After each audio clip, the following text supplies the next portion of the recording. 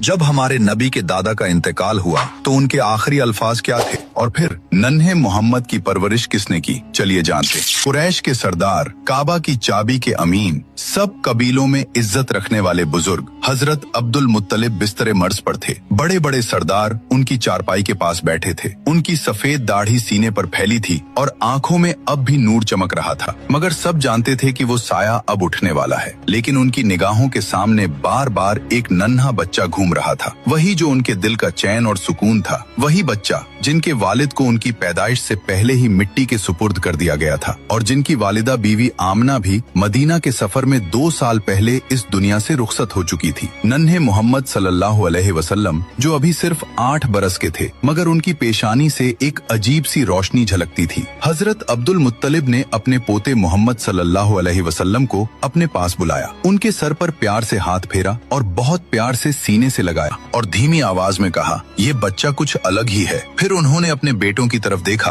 और बोले, मेरी बात ध्यान से सुनो, इस बच्चे की हिफाजत अब तुम्हारी सबसे बड़ी जिम्मेदारी है और मैं ये अमानत अपने बेटे अबू तालिब को सौंपता हूँ। ये सुनते ही हजरत अबू तालिब की आंखों से आंसू बह निकले। वो बहुत ही तंग हाली में जिंदगी गुजारते थे, माल दौलत ज्यादा नहीं थी, मगर दिल बेहद बड़ा था। उन्होंने वालिद से कहा, अब्बा जान आप बेफिक्र रहें, मैं इस बच्चे की हिफाजत अपनी जान से बढ़कर करूंगा। कुछ ही दिनों बाद वो घड़ी आ गई जब मक्का वालों ने एक और बड़ा गम देखा। हजरत अब्दुल मुत्तलिब का इंतकाल हो गया। कुरैश के लोग सदमे में थे, मगर सबसे ज्यादा गमगीन थे नन्हे मोहम्मद सल्लल्लाहु अलैहि वसल्लम। पहले वालदा का इंतकाल हुआ, अब दादा का साया भी उठ गया। आंखों से आंसू बह रहे थे, मगर उनके दिल में एक अजीब सा सब्र था। कोई और बच्चा होता तो रो पड़ता, बिलक पड़ता, मगर आप खामोशी से आसमान की ओर देख रहे थे, जैसे वहीं से दिल को सुकून और तसल्ली मिल रही हो। अल्लाह ताला ने ये दर्द अपने प्यारे नबी सल्लल्लाहु अलैहि वसल्लम को इसलिए दिखाया ताकि आने वाली उम्मत को सब्र और भरोसे का सबक मिले। अबू तालिब ने उस दिन से मोहम्मद सल्लल्लाहु अलैहि वसल्लम को अपने घर में ऐसे रखा